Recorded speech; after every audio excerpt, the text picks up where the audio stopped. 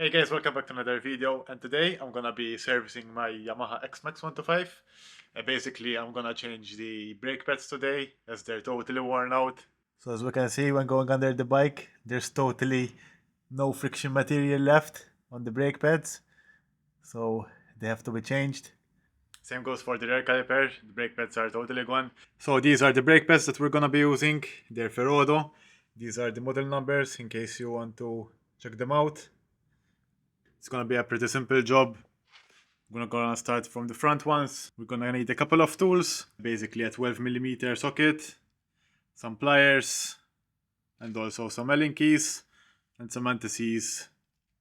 So let's start off with the front caliper. We're gonna remove these two bolts holding the caliper in place. They are 12mm sockets.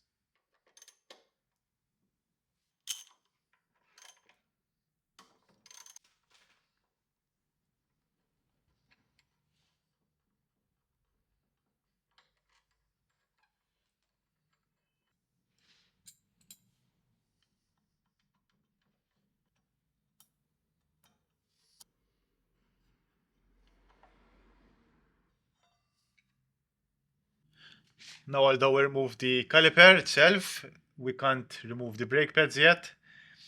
We need to remove this cutter pin, then remove this holding pin here, which is tied down with an Allen bolt.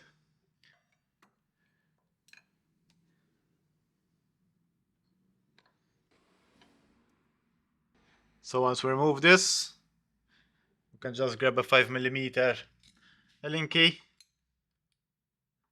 and remove the holding pin.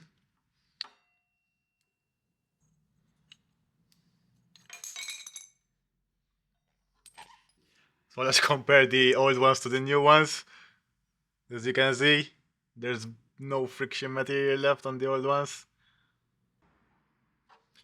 Now, since the new pads have a lot of friction material, if we're gonna insert them now, they're not gonna fit on the disc. So we're gonna have to push these pistons, these two pistons, back into place. And for that job, I'm gonna be using a G-clamp. Makes the job much easier. So what we're gonna do basically is push the piston inside while pressing on the caliper itself. There's also other tools you can use, such as this one. I think it's more convenient if the pistons are easy to press. So I'm gonna start with this one. If I don't manage, I will switch on to the other G-clamp. So just get the caliper, put it into place, make sure you're pressing the piston, and start compressing it. So as you can see, the piston is going into place. Also, ideally, before you do this, it's a good idea to give it a good clean with brake cleaner and remove all the grime and dirt from the caliper and pistons.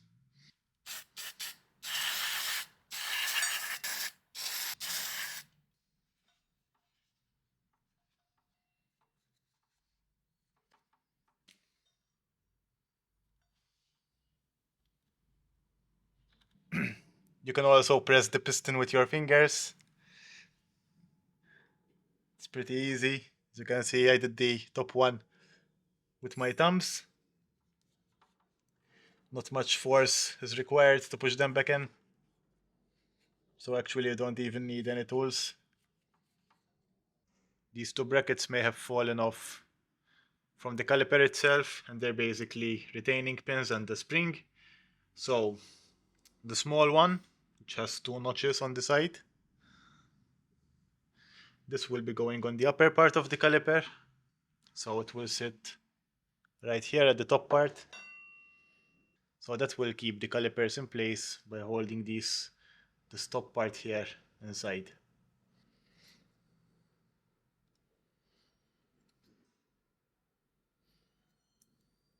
The other one, the spring, will go right here in the middle.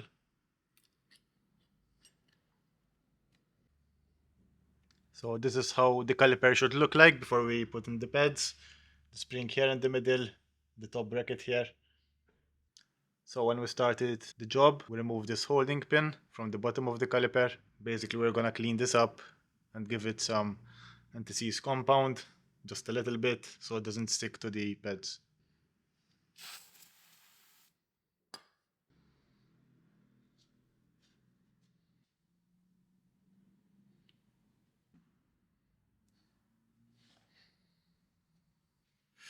Now last step, we're gonna put the brake pads in place.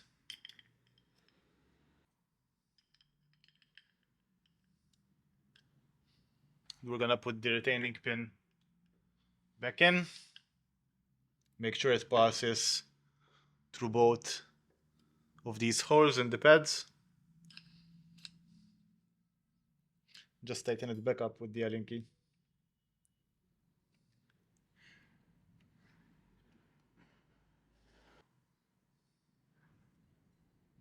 The caliper is basically fully assembled now.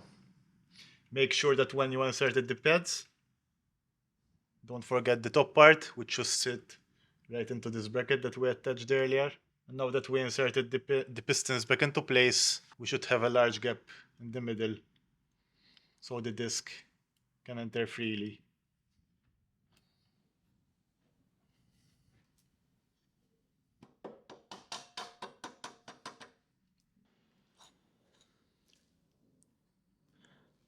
So make sure everything is lined up properly. There's no any moving or missing parts. And we're gonna just put the caliper bolts back in.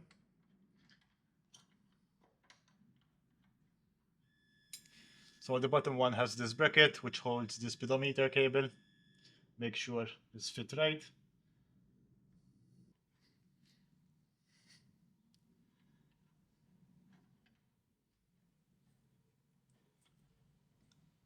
And these two bolts must be torqued down to 40 Newton meters.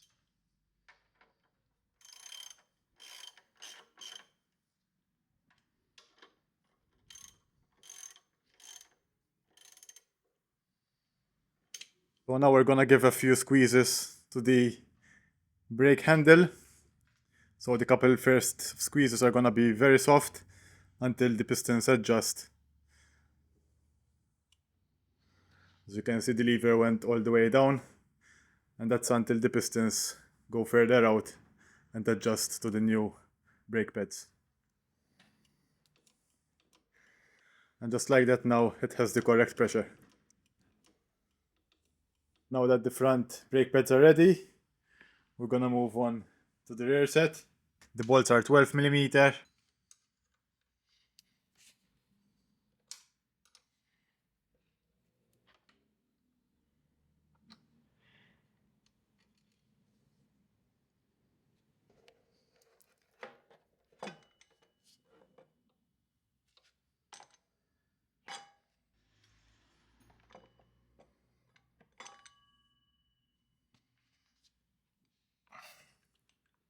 So rear brake pads, they're totally gone also.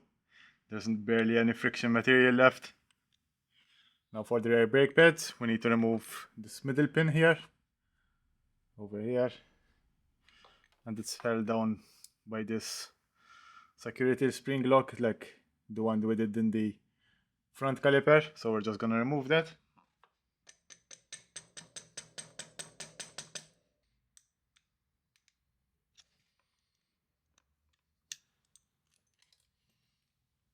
So the pin is now out. There's also the spring which came out with the pin, and now the pads will just fall off the caliper, just like that.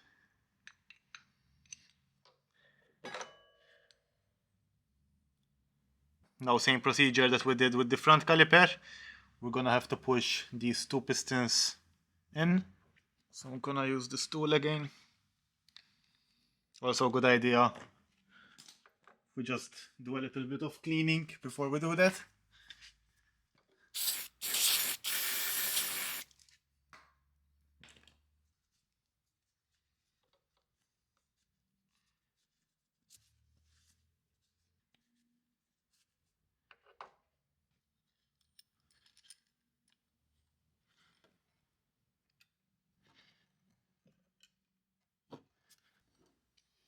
So now both pistons are back totally inside. Now again, we just need to clean this pin and lubricate it a bit. Now also, because I forgot to mention on the front brake pads, I like to add a little bit of anti-seize on the back of the pads, just so they don't stick to the pistons, just a little bit only. Now once we're ready, we can put the pads back in. So the pin will sit directly between the pads, and the pin will go through the pads and the spring itself.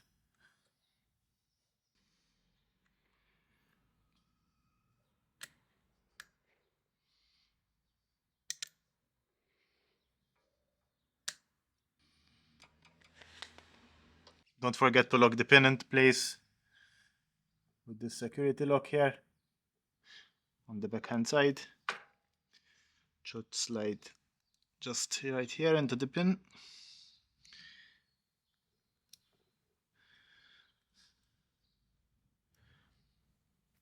And the caliper is now fully assembled and ready to go back onto the disc.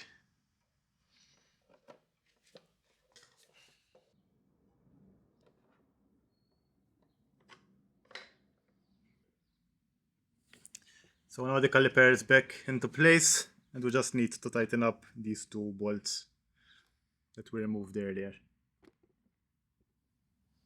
I'm just gonna add a little bit of blue Loctite to these bolts.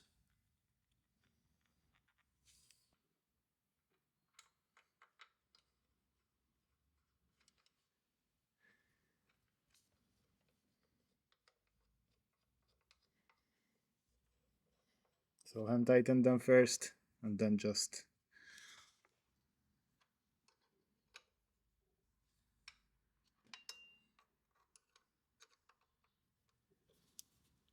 now the torque settings for these two bolts is the same as the front ones, so it's 40 Newton meters. And again, we're gonna give the lever a few pumps so the pistons settle in.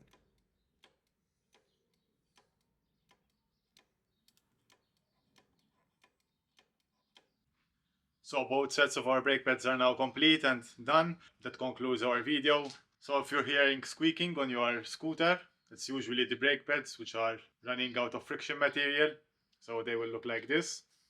It's a good idea to go ahead and replace them, or else you will damage your disc, and it's a much costlier repair to do so. I hope this video has helped you in replacing your brake pads, and I will catch you in the next one. See ya.